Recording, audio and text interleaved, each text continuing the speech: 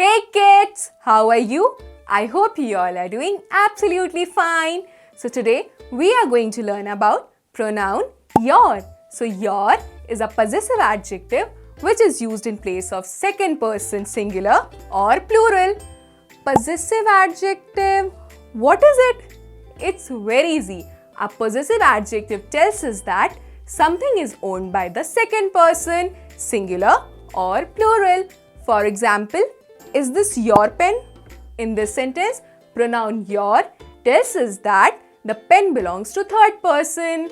So let's see some examples and make the concept of pronoun your clear. So Rudy, let's take our first example of pronoun your. Is this your book? So in this sentence, the pronoun your is used because it shows possession. Possession? What is it? Possession is used to tell who has the ownership of anything.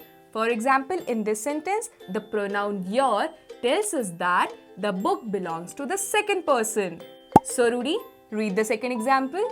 This is your classroom. Very good. So in this sentence, we have used the pronoun your because it shows that the classroom belongs to The second person. Absolutely correct.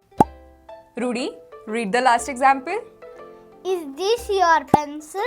Right. So can you identify the possessive adjective in this sentence? The pronoun your. Why?